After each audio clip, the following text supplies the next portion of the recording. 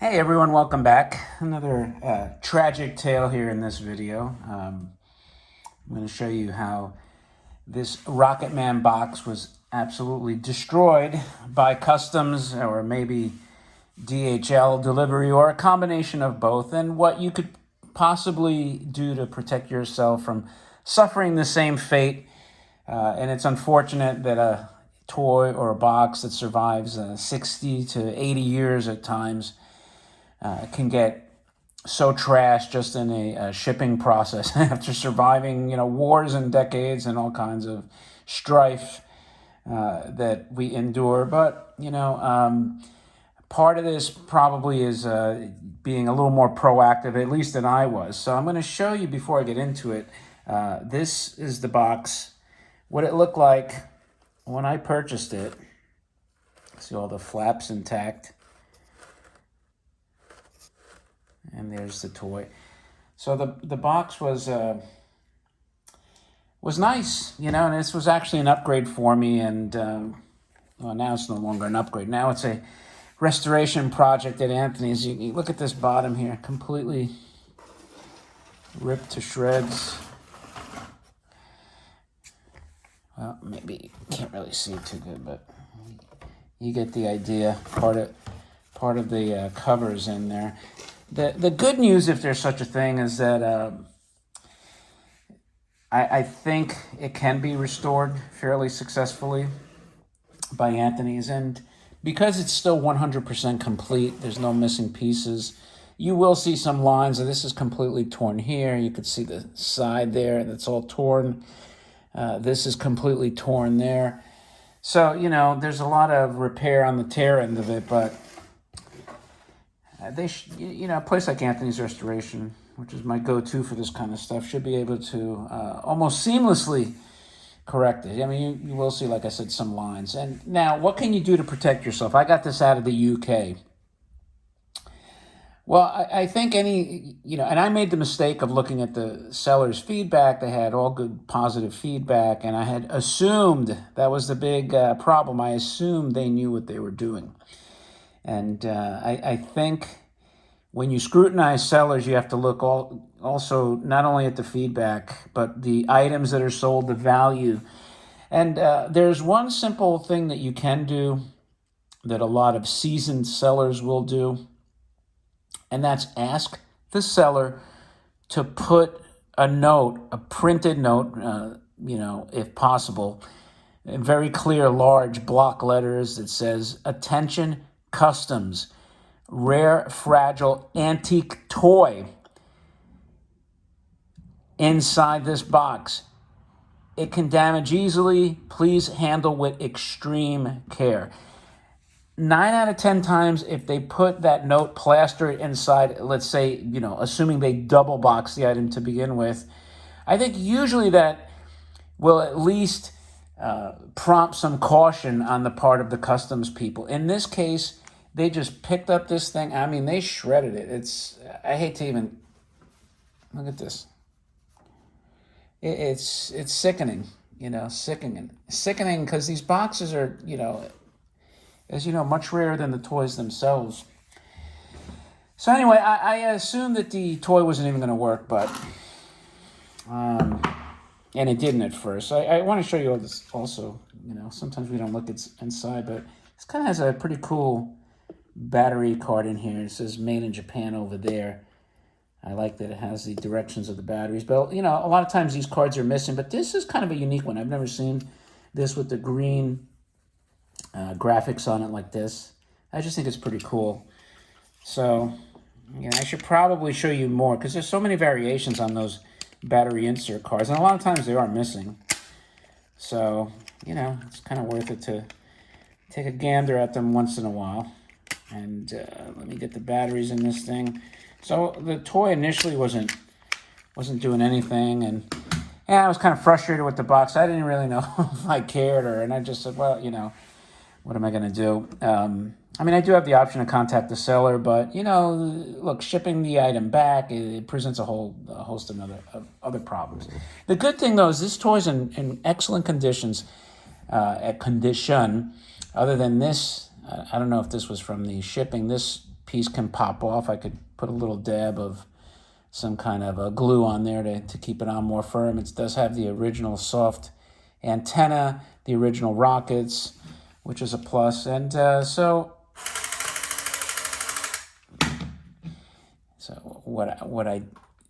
I'm going to take the rockets off, because this way the antenna, because I'm not going to have the rockets shoot. These are the rockets. One's a little more, I'm not going to say weathered, but a little more discolored, but these are original. The antenna being original also is very cool. So let's go back to the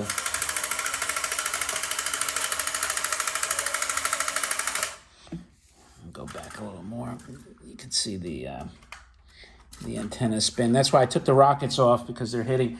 And I'm going to explain that to you as well. Give me a sec here. You can see the pistons moving up and down, the light in the helmet.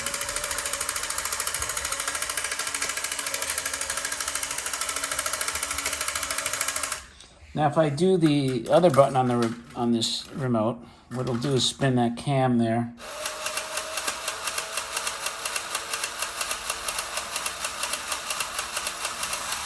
And that's what will release those spring-loaded missiles. The reason number one, I don't want the missiles to shoot, because you risk them falling and breaking. The plastic does get a little brittle over time.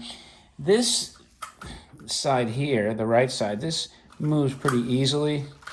But this side here was so tight that I had to really, kind of just hold down on this. It's just a little more snug.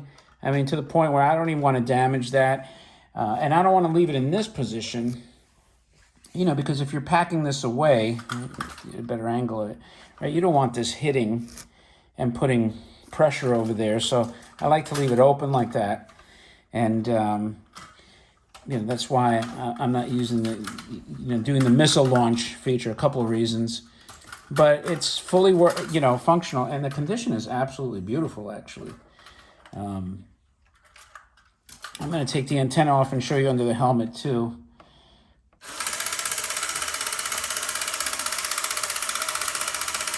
You see these wheels spinning there. The only thing that doesn't spin is and I don't think it was made to spin, this meter over here, but these are spinning. These pistons are going up and down. It's a great toy. Now, this original antenna has this plastic attachment here that allows it to be mounted to the shaft. Now, even though we kind of call this a robot, this is very robotic. This is one of my favorite head designs they ever made. Kind of reminds me of an Easter Island head for some reason. But, if you lift this back, you see that it's actually a tin lithographed astronaut under here. And you can't lift the head really further than that, because it's hitting on the back here. You can see from this angle, right, this is as far as you're going to be able to go.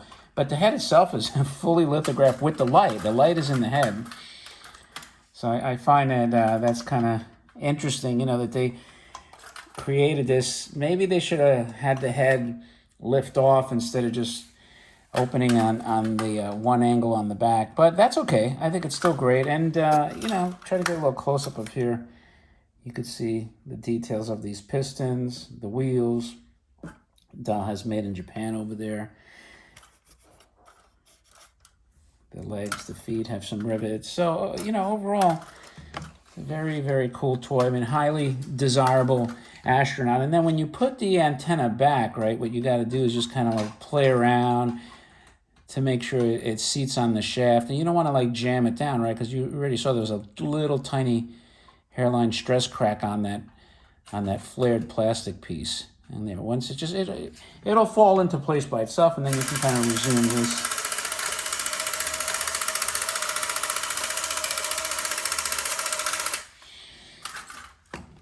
So that's your Rocket Man with its damaged box. Maybe once I get this box back, I have so many boxes at Anthony Restorations that I'll see maybe if I can kind of do this on a more expedited time frame. What I'll do is, if you're interested, you leave me the remarks and let me know if you'd like to see what the box looks like once it's all fixed up. and I can just do a follow-up because it is nice to see their work. And in fact, what I'll do is, rather than move the box, let me take this camera off of here and kind of give you just a final rundown and reminder. You can kind of see this panel, you know, just has the corner damage there. And again, keep in mind, this box was in perfect shape, unfortunately. There's the one piece that actually ripped. I'm shocked at how they managed to mangle this box bottom. I mean, that really took effort on the part of these idiots, you know, that did this. It's shocking, really shocking, but not surprising. So, you know, and then you can see all the damage that was done here. It's really unacceptable, but you know, you have little recourse. See the tear there. And again, as a reminder, when you buy toys that are kind of high price like this, make sure they double box it. Make sure that they have supports in the larger box. You know, they can easily get cardboard and put some cardboard support in front of the inner box. And then make sure inside the inner box you have that note. If it's coming from overseas, if it's an international deal, customs, please do not damage this rare vintage toy. Handle with extreme care. It's very fragile. And you have to tell the seller to do that. And if you have to do a Word document and send it to them so that they can print and do it, I mean, really, it's kind of a pain. You would hope that people have enough common sense to do this on their own, but unfortunately they don't. And you know, the rest of the shipping process doesn't seem to care. So with that, listen, thanks for watching. If you haven't subscribed already, please do so. I would appreciate it. And it helps me and encourages me to bring you more content like this. Leave any remarks. I'd like to know what you think about this, and appreciate your time. With that, I'll talk to you later.